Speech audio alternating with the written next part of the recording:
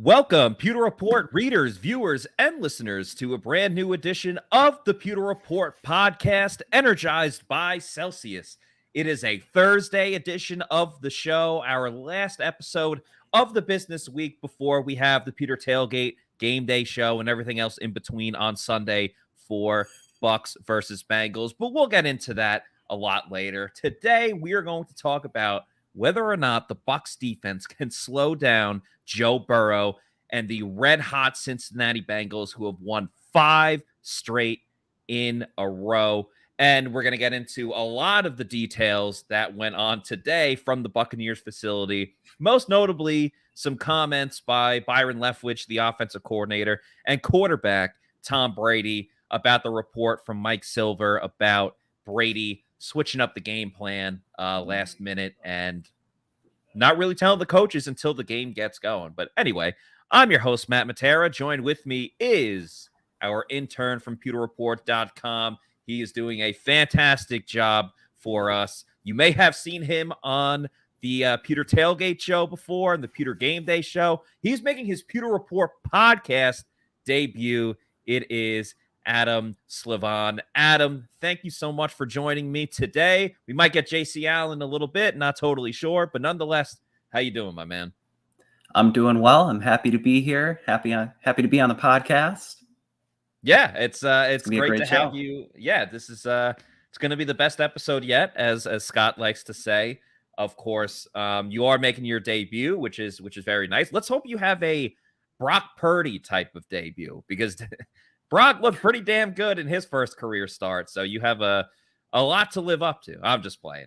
We're just gonna have fun with it like we always do on this Thursday. Alien Macedon says, "What's happening? How you doing?" Appreciate everyone watching and listening to this show. But going into this game, Bucs versus Bengals, these teams could not be on two different ends of the spectrum without question. As Gary says, welcome, Adam. The Bucs are coming off a debilitating, terrible loss to the San Francisco 49ers. I don't think there's really any other way to really describe it. Meanwhile, the Bengals, not only have they won 5 in a row, but like they beat the Chiefs during that big run. They're tied for first place in the division. The Bucs are in first place in their division, but there's a big difference between what Tampa Bay is doing and what Cincinnati is doing. The Bengals, even if they don't win the division, they're obviously in a tight race with the Ravens. They're going to the playoffs because of the wild card. The Bucs have to win the division, or else they're going home. And so you have the Bucs that are struggling heavily. You have the Bengals who are on fire, especially offensively with Joe Burrow and and Jamar Chase. So is this game even going to be close? Like, can the Bucs actually stay competitive in this one, especially going up against Joe Burrow? That's definitely the hope. And as you mentioned, will the Bucs defense be able to stop Burrow? Well, that definitely starts with getting a lot of the key guys back. So it doesn't look like Jamel Dean wasn't practicing today. That's going to be huge. Vita wasn't there. Carl Nassib, he wasn't dressed today. If they don't have those guys, you might get a couple guys in the secondary back. You would hope Edwards or Antoine Winfield return, but they really need guys to step up because, like you said, this is a Bengals team that's won 5 in a row. They've won 7 of 8. They're not just red hot; they're white hot. Yeah, in a nod to their uniforms. Very nice. I was going to say, like their helmets that they have going on. So definitely a good observation there. Now joining us on the show is our colleague at pewterreport.com, JC Allen. JC, how we doing? Good. Sorry, I'm late. I had a little bit of a boo-boo. I sliced my finger open. Slicing holes in my finger, unlike the Bucs offense slicing holes in defense. But yeah, nice touch to the little white tiger there for RIP Jason David Frank, the only white tiger that I'll acknowledge this week. But man, this is going to be a fun, interesting game because I think the Bucs, while the Bengals are on a tear, they're on this 5-game winning streak, and they're starting to look like the team that was in the Super Bowl last year. I still haven't lost confidence for whatever reason, Matty, in this Bucs team. I still think it's just a matter of 1 week to turn it around because they have all the talent there. And I look at the defense for the Bengals, and they've been impressive, but they haven't been anything that's just kind of stand out like they're going to be able to do anything to really limit the Bucs if they can get going, especially, without one of their best pass rushers in Trey Hendrickson. I don't know. Call me crazy. You're still confident in the Bucs? I know you said you cut your finger. Did you hit your head too? I don't know, man. I still think this team can if they can find a way to come together, they have the talent. They have the talent to make a Super Bowl. Like, that's the craziest thing. And, it's going to really depend on injury situation. Who's back on defense? Who's on offense? The wide receivers, T. Higgins and Tyler Boyd, they're limited in practice this week. Are they going to be cleared to play? Those things all kind of add up to what could potentially be. I think the Bucs, they know what they need to do. They own their own destiny.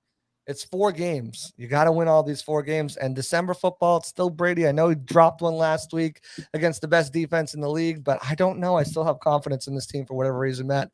Call me crazy, call me nuts, call me naive, but I don't know. It must be like the holiday spirit or something like that. Because the Bucs have played horribly, like, as of late, not just like, sure, they beat the Saints on Monday Night Football, but that was like a desperation comeback. They didn't play well in that game. And then obviously we saw that on Sunday as well. Adam, are you seeing it the same way, or are you looking at damn, this is a laundry list of struggles for this team right now? I mean, I have a little bit of hope, not maybe to JC's extent, because they're going from Brock Purdy to Joe Burrow. You know what you have in Joe Burrow. You have an elite quarterback, an elite offense. But where I do see the Bucs maybe having more of an advantage than people think is on their offensive side of the football. I mean, for the Bengals, you have Trey Hendrickson. He's injured with his wrist. You have Chidobe Awuzie, Mike Hilton, 2 of their top cornerbacks out. Maybe this is a game we see Brady to Evans finally start to merge, because it's evident they haven't been on the same page. I'm proud of you guys for really showing some optimism, because I'm not. Maybe call me the Grinch or whatever you want to say, but I can't trust what Tampa Bay has done the last couple of weeks to be like, oh yeah, this is the week against the Bengals, who are like the hottest team in the league, are all of a sudden going to be the ones that the Bucs will vanquish and turn their season around. I would love to be wrong, so we'll obviously get into a lot more details. We of course got to talk about what happened today at the Bucs facility with Tom Brady and Byron Leftwich. We got the clips that we'll play in a little bit. Before that, got to remind everyone that the presenting sponsor of the Pewter Report podcast, of course, is Celsius Energy Drinks. We love them for a variety of different reasons, starting with the different flavors that they have. You see the Arctic Peach and Tropical Vibes up on the screen right there. You can go with a cola flavor, a cucumber lime, peach mango, sparkling watermelon, just ton of different flavors across the board. 7 essential vitamins is the key, and there's no sugar or preservatives in these drinks. So it's the healthy version of an energy drink. You don't have to worry about taking a sip and then later on you're crashing, you're getting ready to go to sleep. That's not the case with Celsius energy drinks. If you haven't had one before, that's totally fine. You want to find out where you can go get it. Go to the store locator on the Celsius website, punch in your location, find out where you can get a Celsius near you, whether it's your local Target, your convenience store, your bodega, whatever is closest to you. I can literally go across the street and get myself a Celsius if I wanted to right now, but I'm not, because I'm here hosting the show, which I'm very happy to do alongside my co-host Adam and JC for this episode. And then once you realize you love Celsius, which I know you will, head on over to Amazon, do the subscribe and save, and get them in bulk. I'd recommend getting the variety pack, because variety is the spice of life. And you can have it sent to your house every 1, 2, or 3 weeks whenever you want it. Just make sure you're drinking Celsius energy drinks, the official sponsor of the Pewter Report podcast. Could be a good substitute for coffee. Scott Reynolds and the most handsome quarterback on the Bucs roster, Blaine Gabbert, has also substituted Celsius coffee for Celsius. So definitely try it out if you haven't yet. Celsius, hashtag live fit, hashtag Celsius energy, the official sponsor of the Pewter Report podcast. JC, I saw that you went to go and grab a Celsius. What do you got there? I did. Let's hear the crack. Always a good sound.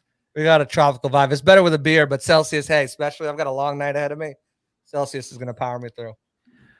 The cracking open of a drink or a beer, that's got to be like a top 5 sound of all time. Like the crack of the bat, at a baseball game is up there. The pop when a player hits another player in football, cracking open a drink is definitely, definitely in the top 5, in my opinion. As the kids would say nowadays, it's so satisfying. Yeah, there you go. All right. So one thing that's not as satisfying for the Bucs right now is, there's turmoil all over the place. I remember the good old days when the biggest problem they had was Antonio Brown just running off the field in the middle of the game. That was the least of their problems last year. Now, the latest story came from Mike Silver, where he essentially wrote, I'm paraphrasing here, but he essentially wrote that Tom Brady, late in the week on Saturday, goes through the game plan, changes things up, makes adjustments to the offensive system, and then, lets his teammates know, but just kind of leaves the coaches in the dust, leaves them behind, being like, you got to catch up, man. So the coaches don't really know what's going on until the game is happening. We spoke to Byron Leftwich and Tom Brady today. Adam, you were there with me. Byron, of course, was his typical Byron Leftwich, whether he says that he's a scoring guy and that was followed up by, but you're not scoring points, or, the typical getting better in ways that no one else can see. Analytics. Yeah. He actually gave a shout out to analytics today. He's like, semi shout out. Yeah. He's like, you can't prove the analytics wrong. Like, if you score more points, you're going to win the game. Those aren't analytics. Yeah. Let's play Byron Leftwich's response to that here, and then we'll get both of your opinions. Adam, I'll start with you, since you were in the building, had a little more time to marinate on it. Let's get to Byron Leftwich and his response to the report by Mike Silver. Can you take us through the process of game planning with Tom? You've done this for 3 years, but there was a story that indicated that, that Tom is constantly making changes, meeting with players the night before, like somehow you guys are kind of following along versus knowing everything that's going on in real time. Like, how much is done before you get to the stadium, or is there still tweaking going on that you're of game day? Game day, yeah. Nah, I don't think that's probably what they meant. We've been having this meeting. Quarterback's been having this meeting. Jameis been having this meeting. So it's no different. So it's no different than anybody.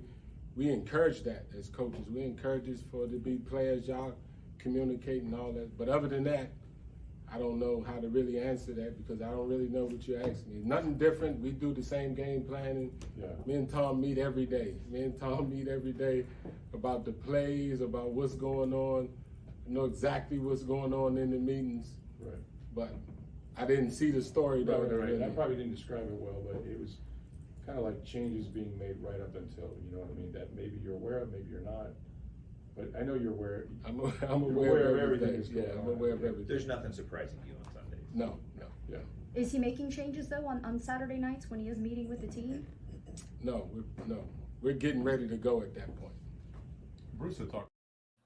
Adam, I'll start with you. Are you buying what Byron Leftwich is saying here? Do you think that there is legit Brady is like holding things back from the coaches? What was your reaction to what Byron said when we were there and now rewatching it again? Kind of like reflecting on what Leftwich was saying. Now, I don't really think that there's too much of a discrepancy between what Brady does and what Leftwich says, like communicating wise, because Leftwich mentioned that this is something that dates back years, going back to the Winston days.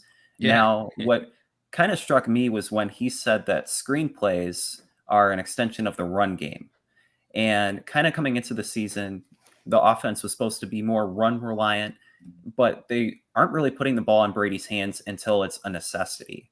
And they aren't really giving the ball to playmakers or kind of scheming up plays to get him open.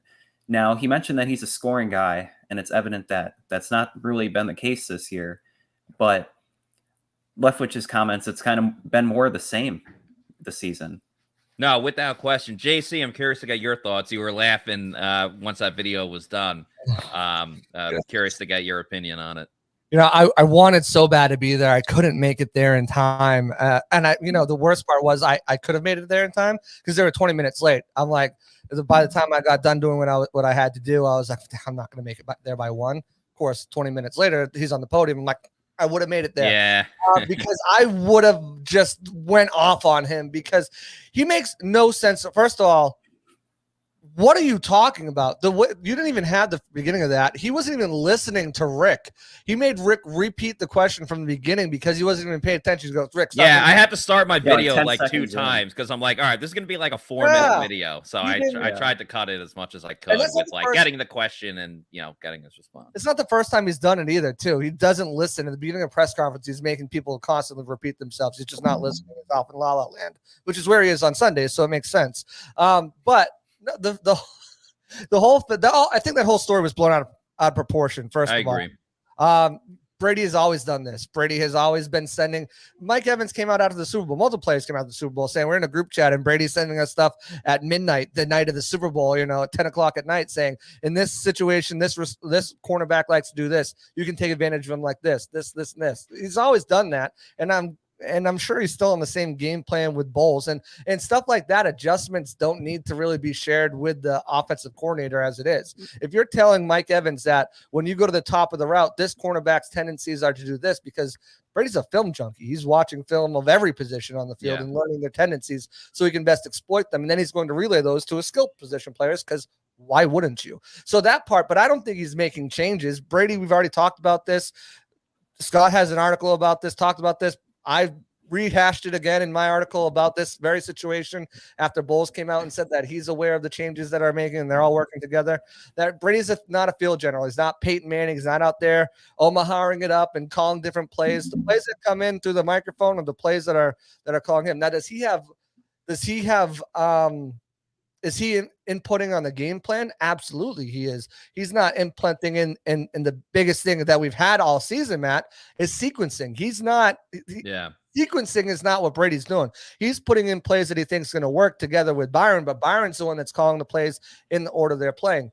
To get what Adam just said, the extension of the run game, they're using screens. It's not an extension of the run game. And if it is, it's a poor extension of the run game, because it's still only averaging 2 to 3 yards, unless sometimes they get a bigger gain. And dump off passes are not screen passes. Screen passes are usually when the blockers are coming out, blocking in front of the wide receiver. Big difference between those dump offs he's checking down to Rashad White and to the tight ends and stuff than an organized screen pass. That is not working. And we've almost seen picked up the last 2 times that they've really attempted, or the last 2 games that they've attempted it. So I'm just such at a loss for words. And this is where the hope. I don't know where the hope is, Matt. Why do I? Exactly. That's what I'm saying. Why you're getting all positive about them? I don't know why. It's like they have the playmakers. They have and again, it's not the offensive line. The offensive line has been an issue, but the biggest reason the offensive line has been an issue is because of the sequencing. Again, and because of Byron's inability to be creative and say, okay, we don't have the players right now that can beat you one-on-one. We have to do something to get these guys open, to get them in space, to get them separation quicker. We have to use Mike Evans in a way that he's not Scotty freaking Miller. He shouldn't be running deep routes every time. He should be running comebacks and put him back in the slot where he's been working out the last couple of years and being effective. I just don't understand why he sees this offense in his hands and says, this is the way we're going to mold it, and this is going to work. It's just driving me insane. But Brady and the talent can overcome. They just need to figure it out. I don't understand. Matt, if you were to tell me right now that this team can't score 22 points a game against some of the worst teams in the league, that they can't get the ball moving, and he talked about third downs. We got to be better on third downs. We got to be better on third downs. Don't get into them in the first place. Well, not even about getting into third down. Change your play calling. Everyone knows you're running or you're doing a screen or something like that on first down. And that's putting you in down and distance on second and third, which again, the teams are stacking the box on first down. Their front four, if they're not sending a blitzer, isn't worried about maintaining the gap discipline and the edges and protecting the edges against the run game, because they know you have to pass it in 2nd and 8, 2nd and 9. So they're going full bore after the quarterback, which is putting more pressure on Brady, which is getting hit. He's got to get the ball out of his hands quicker, which is why he's throwing it underneath the sticks, which is why all these problems continue to happen. It's freaking insanity, Matt. I don't know what else to say. I don't know what else to do, but I do know this team has the talent to overcome it.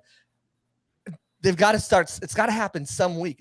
There's 1 week this season. This team has to be able to put up 30 points. And with the injuries on the opposite side of the ball, if they cannot take advantage of Eli Apple this game, then all is lost. all is lost. It's fitting. It's fitting that you said that, what we've been talking about, that the screens are an extension of the run, because the screen game is as bad as their running game. Like, they average the same amount of yards. It's just as bad in that sense of the word. I'm also glad that you brought up the Peyton Manning thing, because I think that there's a common misconception that Brady, like Manning, is going to make all of these adjustments and call all of these plays on his own, when it's not the case. Yes, he's calling the plays when it's up tempo, 2-minute game on the line against the Saints, but he's not doing that on a drive-by-drive cases. It's just way more situational. Now, you could argue, should he do that? Because they're better when Tom's calling the plays. I don't think there's really an argument there.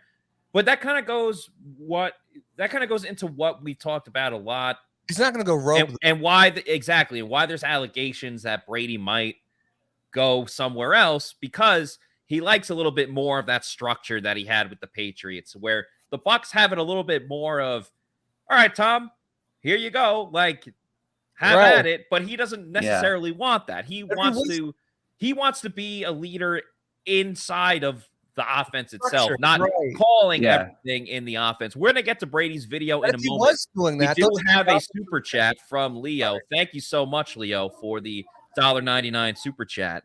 Leo says, Byron's speaking like someone that knows he's gone. I think that's kind of fair. I mean, Byron looked defeated last week. He kind of looks defeated up there today. He doesn't really answer much with a ton of like bravado, I guess I should say. Adam, if you had to guess, would you say that Byron Leftwich is back next season? Or is there any way you can justify having Byron Leftwich back next season? I think that's probably more fair of a question. No, there is no way to justify this. There's so many bright young offensive minds in the game of football, and it's evident that Byron Leftwich is not one of them. He seems to be more of a product of the Bruce Arians system. It's something that he's lived in, he's comfortable in, he's willing to ride or die by, and he's not riding it much longer, I would say. Now, get Frank Wright in here, get Bill O'Brien in here. If Bowles doesn't, if for some reason they don't win the division and Bowles is gone, get Ben Johnson in here. The OC Ben from Johnson the Lions. awesome. He would be awesome. You got to get someone fresh in there. You got to get someone who's seen things, who's been somewhere, who's going to be able to. Tom wants to be coached, and I don't think there's anything left for Byron to coach him on. I think that's a good point. I think the reason why Tom's well versed in this offense now. He knows that first year was COVID year, so it was a lot of learning. They didn't have everything down. You heard him talk about going into his second year, being able to have that full, camp, full everything, going in there and really dialing in, getting the offense down to the point where, remember, this team was still tweaking their playbook going into the bye week. Going into the second year. Now in the third year, Tom knows what he's doing. Yes, he does. It's very vanilla. This offense is very right. It's very predictable, and that's why teams are calling out, "Hey, here comes the screen. Here comes this play. This is the run up the middle. This is what's going on." It's very predictable, and it's a shame that we're 15 weeks into the season and teams are still figuring things out. There's no wrinkles at all whatsoever. Yeah, JC. And part of that too is because part of the reason why there isn't any changes is because what Adam just said. Byron Leftwich doesn't know anything else. He doesn't know, and he hasn't been anywhere else. He hasn't been in any other systems that he can be like, oh, this worked in this area. This worked in this place. Oh, let me put this wrinkle in. He doesn't know anything else. So the only thing that he can do is continue to call the plays that are based in that playbook that he thinks are the best plays to utilize in the time. There's no change, and that's the biggest thing why, as Scott's been saying all year, he's been exposed as a play caller, because when push comes to shove, when teams know what you're doing, he doesn't have the ability to be creative and adjust and put different things in the playbook that's going to help them. You don't need to change the entire playbook week 15, but you can consistently add things in. The great teams add things in their playbook as the season continues to go on. We have not seen anything, new wrinkles really in this playbook. It's the same damn plays over and over again, and teams know it's coming, and that's the biggest problem. Brady is not going to be the one that's in there calling the plays. He's a good soldier. He's not going to say, you know what, F Byron, we're doing this on this play. I don't like this play. Now, if he gets to the line and he calls an audible, that's a different thing. He will do that, but he's not going to go and overrule Byron's play calling. He wants to be coached. He wants to be told what to do and go out there and execute with his teammates. And the play calls that are coming in and the sequencing they're coming in are not allowing him to do that. And players, that's not to take that off them. They got to step up. Brady's underthrown, overthrown, wrong routes have been ran, dropsies, pass protection, run blocking, etc. All of that's still on the table for players, but it all comes back into the one big circle that is play calling that's limited this team. Yeah, the players definitely need to execute more. There's such a small margin for error with this team. And, sometimes the Bucs do have to win their one-on-one battles. I think they can do a better job of that. And, there were times that they did against the 49ers, and Tom didn't necessarily hit them. You can't really blame Byron Leftwich for that. Byron deserves a ton of blame. So I'm clearly not backing Byron Leftwich by any means. But, it is predicated a lot on winning your battles. And there's not too many adjustments. Like, the most creative they got this season was they did a sweep to Julio Jones, which I actually like. They did an end around early in the season when Julio was on one leg. I didn't like that. But then later when he got healthy, they did a sweep, and that worked. And then they just went too extreme in the other direction, and that was the Germany game when Tom Brady went out for a pass, which, again, and this goes back to the screenplay, like, part of running a screen is because there's the element of surprise. And so separately, having your running back throw a pass to Tom Brady is definitely surprising. But when you run that same formation 5-10 plays earlier, it takes away the element of surprise. So they finally tried to get creative, but they showed the play before it even went on. So Brady actually took off running. The first time he was just like lightly jogging. Yeah, exactly. So that kind of gave it away too. We're going to get to Tom Brady's press conference answer to the question that many, many people are talking about. But before that, let's talk about Underdog Fantasy and the money that you can win with their Pick'em and Rivals game. It's the easiest way to get some action in on the NFL. You can also do it for hockey, basketball, the World Cup as well. Baseball's not in season right now, but you can do it for baseball too, and golf. You just pick an over or an under on your favorite or least favorite player stats, and you can win up to 20 times your money in a single night. Underdog keeps it super simple with their easy-to-use website and mobile apps. You pick between 2 and 5 players to fill out your pick'em slip or your rival slip. Get every pick right. Take home some cold, hard cash. Use the promo code Pewter and get your first deposit doubled up to $100 by Underdog Fantasy. Even if you learn from Plant City Math, you know that is a heck of a deal, and you don't want to squander it. Once again, Underdog Fantasy, promo code Pewter. Get your first deposit doubled. You actually have a pretty good game tonight with the Seahawks and the 49ers. I keep hitting the double screen because I'm so used to having 2, but we do have 3. So I'm going to work on that. We all need to be better. But unlike Byron Leftwich, I can identify where we need to improve and where I can get better at. Byron Leftwich refuses to answer that. But yeah, Seahawks 49ers, very fun game tonight. Bucs fans might not want to watch because the 49ers might still give them some House of Horrors. Hey, root for the 49ers to go, If the Bucs aren't going to make it, I'm rooting for the 49ers to go. Brock Purdy's a heck of a story. So, why not? The Brocket ship. The Brocket ship. Yeah. All right, let's get to Tom Brady talking about the big question at hand that everyone's talking about. So, in other words, by the time you get there, the coaches know what you're doing. You're not moving guys. I mean, just how much of that is done by the time you get to the stadium? Game planning. What's the question? Well, the question is how much do you do that? Like, he wrote that maybe the coaches were trying to follow along almost, that like in real time they learn what changes you made the night before when they get to the stadium. Is that true? No, I have no idea. So, I mean, anybody could write anything and say whatever they want. That's why I'm asking you about it. Yeah, I want to make sure that didn't sound right. So yeah, I'm not going to respond to every. Next question. Count third downs. 4 of 6. Next question.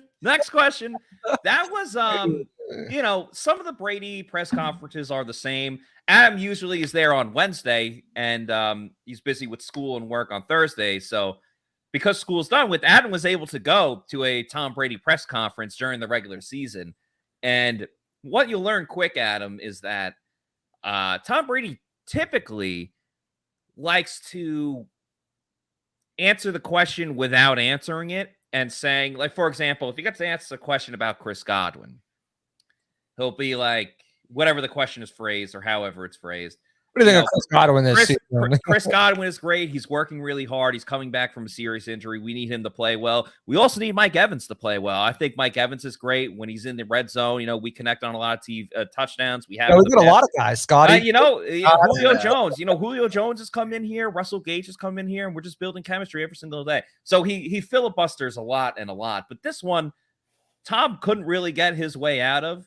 And as far as Tom being here in Tampa, I haven't seen him get as mad as he really was with, and there's nothing wrong with the question or anything like that, but I haven't seen Tom get as like irritated or unwilling to answer a question like the one he was asked today by Rick Stroud. I mean, I guess maybe the Miami situation, but yeah, definitely not at a Thursday press conference. So yeah, that's just not something you see too much from Tom in his Tampa days, I guess I should say. I will say all kudos and respect to Rick. I think both of those questions were worded poorly the way he asked them. You know, the way I would have worded it was, there was a report that came out that you're making game plan tweaks with your wide receivers and skill position players the night before, not telling the coaches are unaware of it.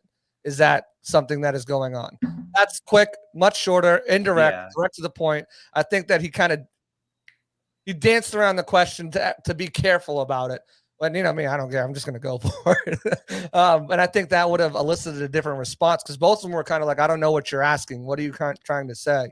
Yeah, I think, because we put it on our Instagram and people were like, what? Like, I didn't get the question. I think the question to Byron was, and I'm like, I like Rick. I have nothing against that. I'm not trying to criticize him or anything.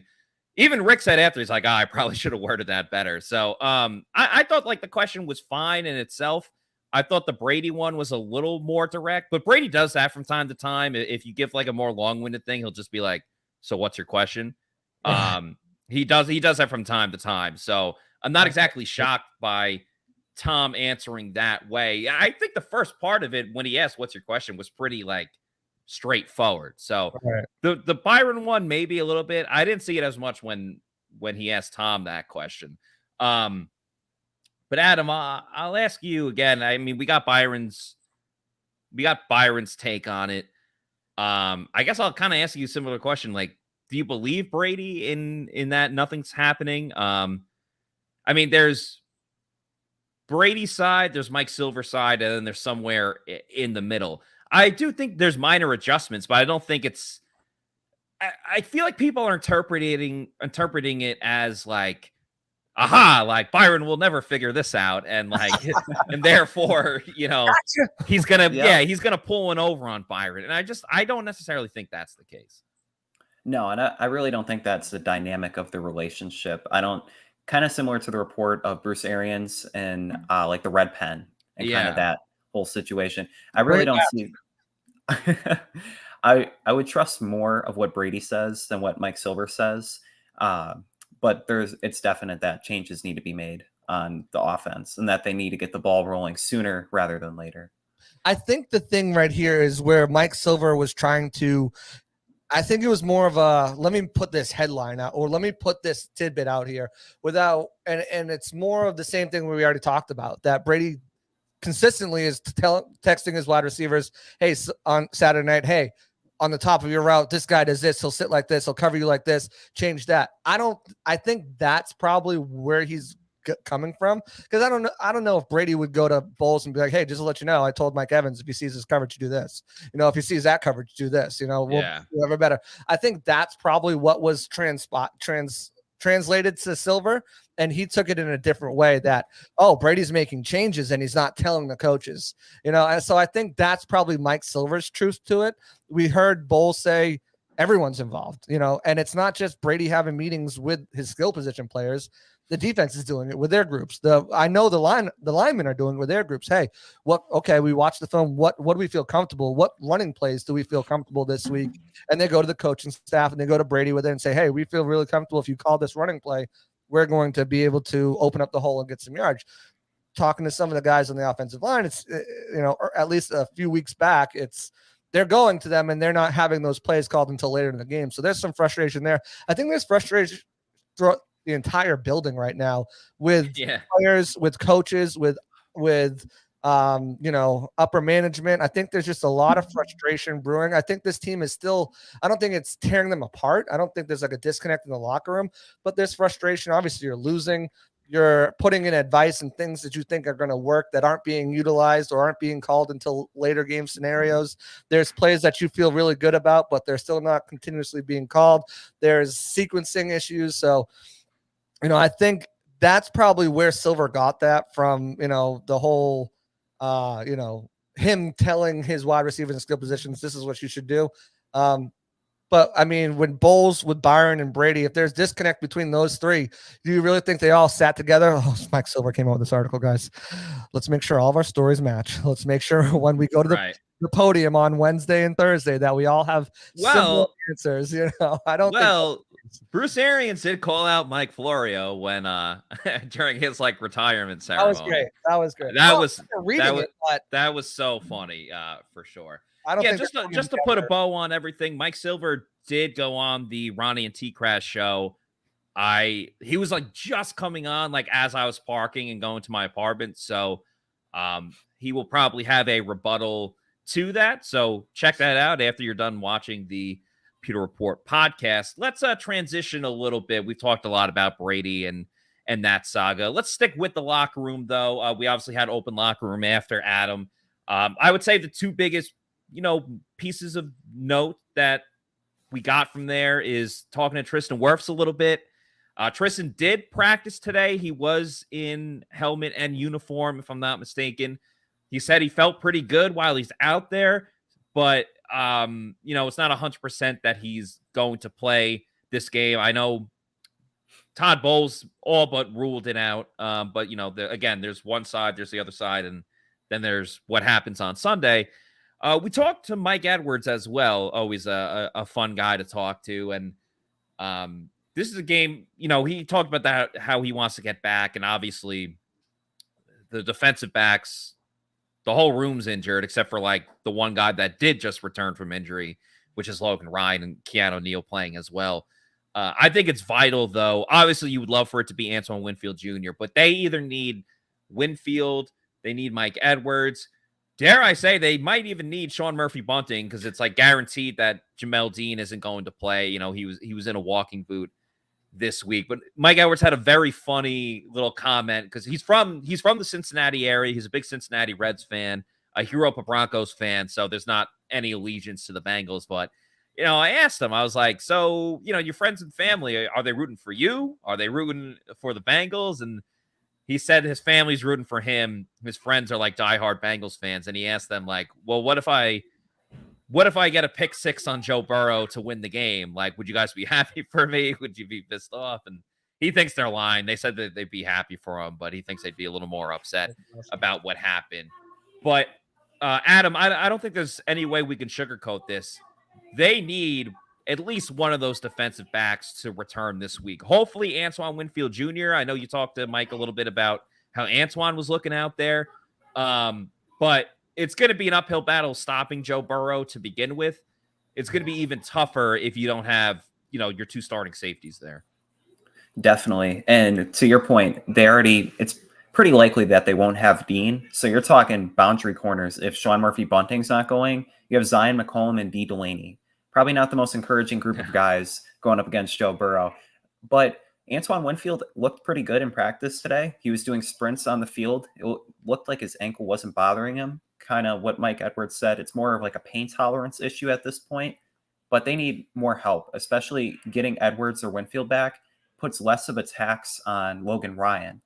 He was the leading tackler against the 49ers, which isn't played every snap since he returned. Yeah, and that's quite the task, coming back from an injury that kept him out for quite a few weeks. And also going up against just the big playmakers against the 49ers. He was often on the second level trying to chase down McCaffrey or chase down Ayuk or whoever. It was not the best showing on Sunday. But JC, let me ask you, who do the Bucs need more on defense? Because obviously they're dealing with a ton of injuries. But is it Antoine Winfield Jr. Antoine. or is it Vita Vea? Because it looks like Vita Vea is not going to play. It's Antoine Winfield Jr. It's Antoine Winfield Jr. hands down. But just because Vita Vea is obviously a monster at stopping the run. You can give that interior pressure. He takes 2 blockers, allows Akeem Hicks to do some different things, allows Nacho to do some things. But I've been encouraged. Nacho filled in while Akeem Hicks was out. I think Nacho can do a fine job filling in for Vita Vea. Having Antoine Winfield Jr. back helps in so many ways. He's arguably the team's best run defender, especially in the secondary, hands down. Things he can do getting after the quarterback. He can make plays in the back end, turnovers. The versatility he has to play all 3 safety spots, 2 safety spots and nickel cornerback. I think he's the biggest piece. And you got to have at least 2 of those 3 guys back, Mike Edwards, SMB, and Antoine Winfield Jr. Right now, you look at the situation here with the Cincinnati Bengals, they're unsure if they're going to have T. Higgins and Tyler Boyd. They're probably not going to have Hayden Hurst. So if the Bucs get lucky, and Hayden Hurst, T. Higgins, and Tyler Boyd can't play, you're looking at guys for the Cincinnati Bengals like Trenton Irwin, Trent Taylor, Stanley Morgan, and not the Pat Stanley Morgan, like his son, there's nobody there that can really impact the game other than Joe Mixon, Samaje Perine, and Jamar Chase. And now Jamar Chase is Jamar Chase, but he'll probably get Carlton Davis on him, and we've seen Carlton Davis shut down the best wide receivers in the league. So you got to feel comfortable about that matchup to an extent.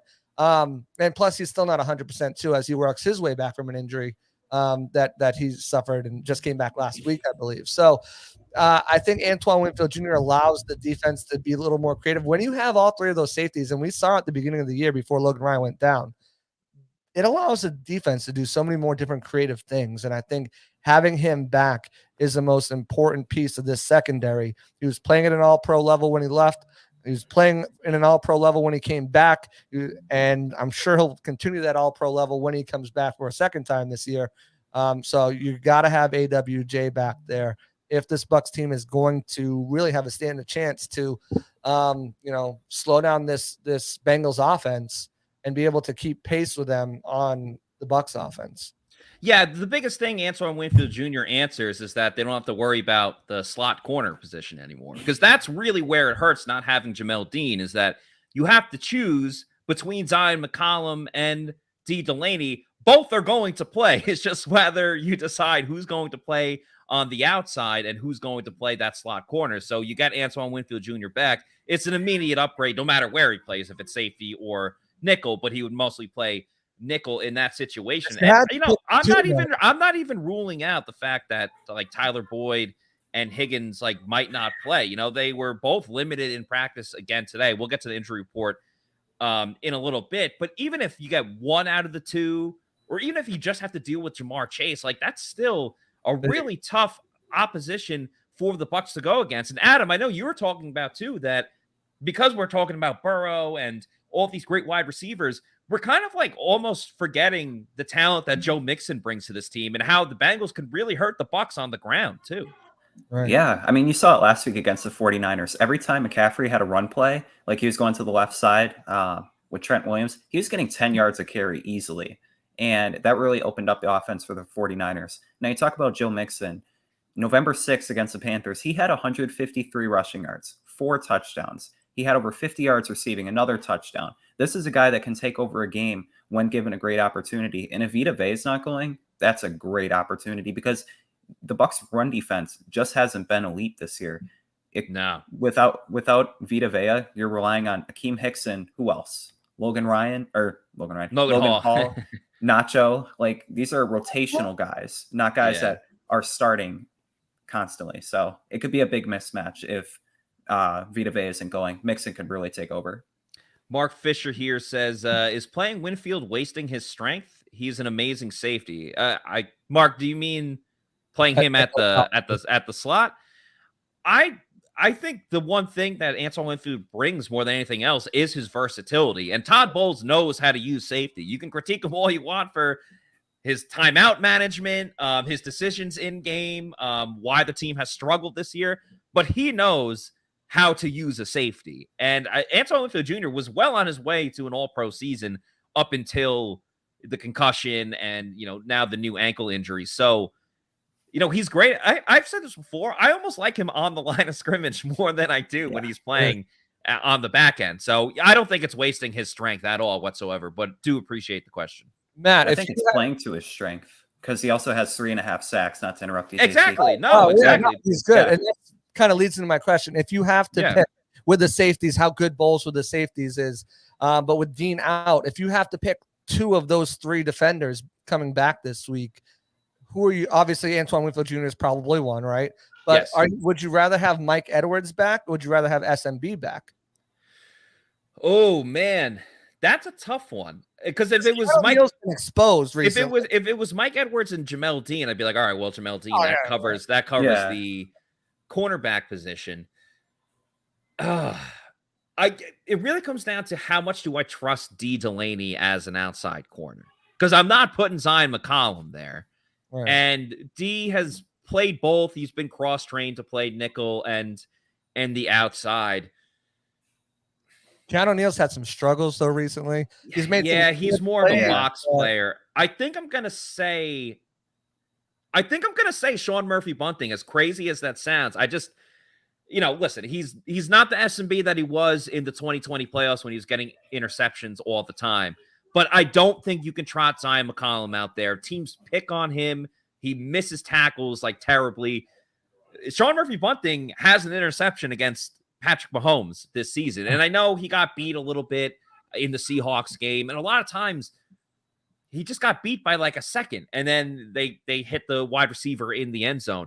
I just think with Logan Ryan there, with Antoine Winfield Jr., listen, we talk about how Lavonte David in the past would clean up a lot of the mistakes on Devin White. I'm not trying to take a ricochet shot at Devin White right now, but Antoine Winfield Jr. can clean up a lot of things on the defense with what he can do at safety. So if you have Antoine Winfield Jr., Logan Ryan, and Keanu Neal, I feel comfortable enough with that if they don't have Mike Edwards, where if you just have Carlton, but then you're down to D. Delaney and Zion McCollum, you almost need Sean Murphy Bunting in that situation. So that's why I'm taking Sean Murphy Bunting, but I don't feel great about it. Good question, though. I feel the same way.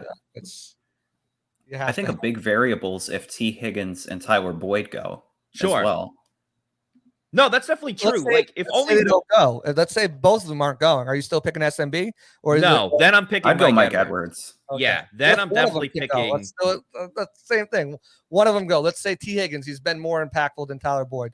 T. Higgins is going. Tyler Boyd is not. SMB in that case, because he's their leading receiver this year.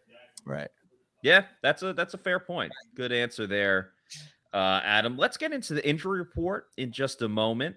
However, before we do that, let's talk about our friends over at Pin Chasers. They have multiple locations that you see on the screen: East Pasco, Zephyr Hills, Midtown, and Veterans. They have one pretty close to the Advent Health Training Center where the Bucs have their practice facility. The food is extremely underrated, from the chicken tendies to the pizza to the nachos, and they have deals all the time. Not to mention that they have brunch on the weekends, but they have deals such as all you can eat pizza, all you can bowl, and dollar beers. So you can't go wrong with all the deals they have there. If you want to book your kid's birthday party, they have a lot of bowling lanes, and they have the arcade area as well, so the kids can play video games, do some bowling. It's a very fun night out with friends and family. So go to pinchasers.net, check out what deal they have in store for you. You can book a company party there as well. I would say a holiday party, but we're on the 15th, so holidays are coming up.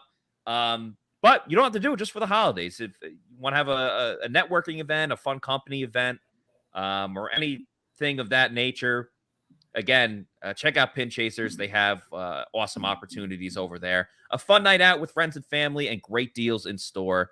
That is Pin Chasers, and go to pinchasers.net to see what deal works best for you. I did it again. I hit the double screen. I'm not going to be able to fix that. I'm not going to be able to adjust like Bucs offense. I'll work on it though. We got another graphic or two to get to. So let's talk about that injury report that just came out recently. This is Thursday's injury report for the Tampa Bay Buccaneers and the Cincinnati Bengals. Jannard Avery was downgraded. He did not participate. He was limited yesterday, did not participate today. Jamel Dean, once again with the toe, did not participate. Gerard Avery has an abdomen and oblique, by the way. Mike Edwards' hamstring, he upgraded to full participation. That's a very good sign. Julio Jones' knee, once again, did not participate. Sean Murphy-Bunting fully participated again as he deals with that quad injury. Carl Nassib, once again, did not participate with a pec injury. Joe Tryanchenko, hip, was limited. Vita Vea, calf, did not practice. Antoine Winfield Jr., ankle, limited. We had that video of him running sprints. Tristan Wirfs' ankle, limited in participation. So, very nice upgrade right there. Now for the Bengals, Tyler Boyd, finger, he was limited. Joe Burrow, right elbow, fully participated. Lael Collins, he practiced in full. He had a rest day yesterday. Cornerback Jalen Davis did not participate with a thumb injury. Trey Hendrickson, we talked about his broken wrist. He did not participate. T. Higgins, wide receiver, has that hamstring injury. He was limited. Safety Dax Hill, hamstring. He fully participated, so he upgraded there. Quarterback Mike Hilton, knee injury, did not participate. Tight end Hayden Hurst, calf, did not participate. Defensive end Joseph Afsai, fully participated with the shoulder injury. Defensive tackle DJ Reader had a rest day yesterday, so he fully participated today. And then finally, Trent Taylor, wide receiver with the hamstring injury, he was limited in practice once again. So really outside of, I would say, Hendrickson with the broken wrist, Like Hilton with the knee, and Hurst with the calf. Jalen Davis. Can't really rule out too many guys on the Bengals. So to just assume that the receivers aren't playing, I think would be a big mistake by the Bucs defense. I tell you what, outside linebacker is starting to become a concern right now. Joe Tryon-Shrink is dealing with that hip injury. Carl Nassib hasn't practiced all week with that pec. Now Jernard Avery's dealing with an abdomen oblique, and he didn't participate in practice today. That's got to be somewhere where the bodies just aren't there. Now they did sign Hamilcar Rashid to the practice squad. That I don't know how quickly they can get him up to speed with a game plan to get him to play if they need to.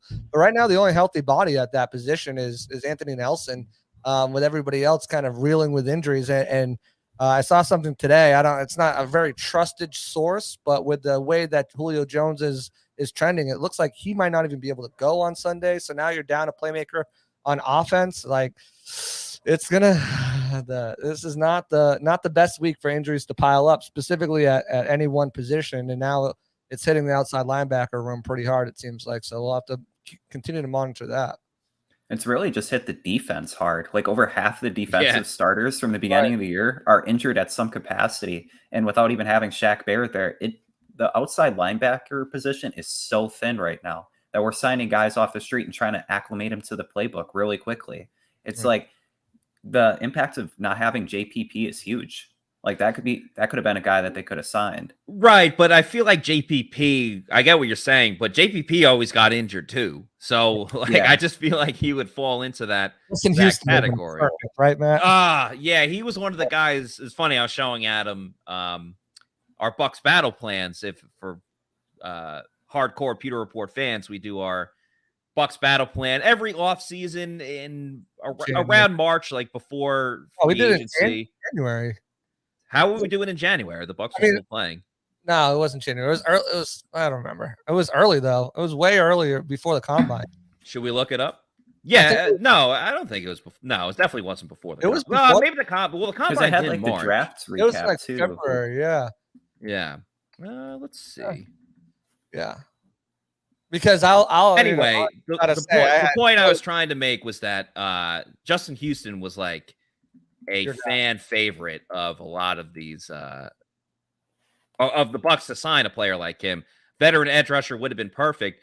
Carl Nassib was another guy that we talked about a lot. So, and Larry Foote today, I asked him what he thought about Anthony Nelson and Carl Nassib, and he said he needs to get more from Anthony Nelson, and he felt personally responsible about it because he was like one of the guys that he first coached when Anthony Nelson got into the league. So Larry Foote wants to see more from Anthony Nelson. And let's see, all of our Bucs battle plans were in March. So I was right. I was wrong, all right. But you know what? I wasn't wrong on the Bucs battle plan. Logan Hall with the second pick. I was not wrong about. I was not wrong about K. Dotton or Rashad White. So I will take Nicely those done to the bank. No, that's good. That's that's great. I mean, that's very tough to nail. I mean, only Scott Reynolds. Scott Reynolds is like an absolute guru when it comes to like the Bucs battle plans and Bucs best bets. Yeah, but you can almost hedge against him because you get some inside information. He gets little whispers in his ear about, oh yeah, we do like this guy. You know, so he gets knocked for being great at what he does? He doesn't get knocked. He doesn't get knocked. I'm just saying. What do you get at?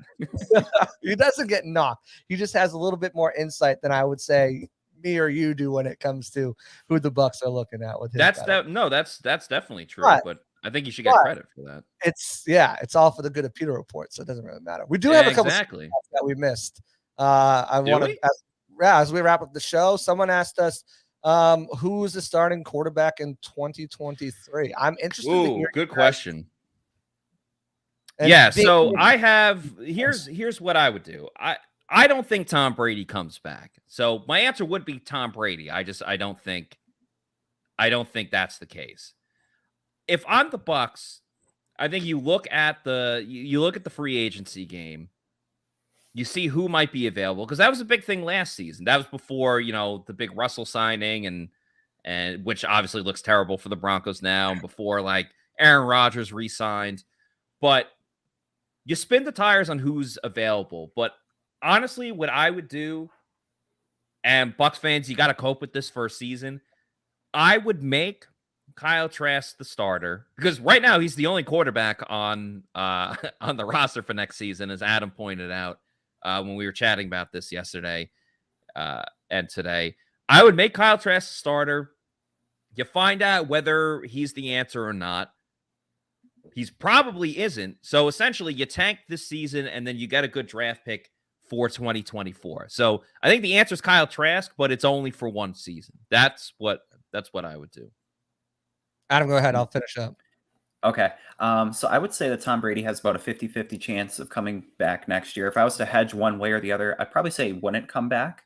And to Matt's point, I would like to see Kyle Trask get more reps and maybe be the starter. But if the Bucs are looking to contend with the window that they have, especially on the defensive side of the ball, having a lot of playmakers, you really just need a guy that can control the game. Pairing a guy like Geno Smith, Matt's very familiar with him, and Todd Bowles, they have a history together. That could be interesting if the Seahawks lean to a young quarterback. Or if they're looking for another kind of like system guy, maybe Jacoby Brissett could be another option. Kind of somebody that would be a bridge to maybe Kyle Trask in 2024 or another top draft pick. Yeah, imagine they bring in Geno Smith and then Sam That'd be wild. Geno Smith and Sam Darnold battle it out. Yeah. Just hey, Sam Darnold's playing himself into, I'm not going to say a starter, but a contract for next season to be a backup somewhere. I see Spunky Boy here says Jimmy G is their best chance. He obviously just had a very significant injury, but I don't want any part of Jimmy G. I don't either. No. I don't. Yeah. The fact that Purdy had 2 passes of 20 yards, 2 touchdown passes of 20 yards on the field in one game is more than what Jimmy G did in 3 years. It also depends on who the offensive coordinator is, right? So I think that's a big part. I think it would be funny to have both cast-offs of Bulls offense quarterback in here, but I'm not going that way. You named one of them already, Adam. I think, and this is for potential OC hire. If they bring in Frank Reich, I think that Jacoby Brissett would be a good choice to bring in here as that bridge gap. Or even if you want to start Kyle Trask, that you have him back. The thing is, I don't necessarily think the Bucs are in it to tank next year at all because of the contracts they doled out this season are all 3-year deals. They're paying high money to guys like Carlton Davis, Chris Godwin, Russell Gage, Ryan Jensen, Leonard Fournette. All these guys were signed to 3-year deals because they feel like that's the window that they have to compete in. I think Brady's still an option. If they don't go a Jacoby Brissett route, who I think can lead you to some wins, with a better cast of weapons around him. I mentioned Bucs battle plan coming back around. I mentioned him in the Bucs battle plan. He's playing pretty well right now for the Washington Commanders. I still like Taylor Heineke as a potential bridge guy as That'd be well. really exciting. I think he's a guy who can make plays with his legs. He can make plays through the air. He's got good weapons around him. I think you'll have the offensive line will be in much better shape next year. So I like both of those guys as potential bridge, cornerbacks. But I think again, it's going to, if Brady comes back, as Leo says, another super chat. Thank you, Leo. Thank you, Leo. For the 199. I think Brady stays. If Brady stays, he'll choose offensive coordinator. Now, I think that will be part of it. I think Brady's going to want to play for someone who can get the most out of him, who can coach him, because we know that's the type of offensive coordinator Brady likes to play under. Bill O'Brien's a name. Frank Reich's another name. I think there's other guys out there that they could bring in and help coach Brady and give him a different coaching, because I think he's exhausted everything he needs to learn out of this Arians offense and out of this Arians coaching staff and coaching tree. I think that, it's going to depend on who they bring in as an offensive coordinator for him if he wants to come back. I don't hate the idea, as Brandon Burkhardt here says, Derek Carr. I don't hate the idea of Derek Carr, but his contract is like so huge. I don't think they're cutting everybody well. Yeah, exactly. If they release him and it's not on the Bucs' dime, and Brady goes to the Raiders, then they can't afford him. To trade. Yeah, they can afford anybody. Yeah, I wouldn't hate that, but it would.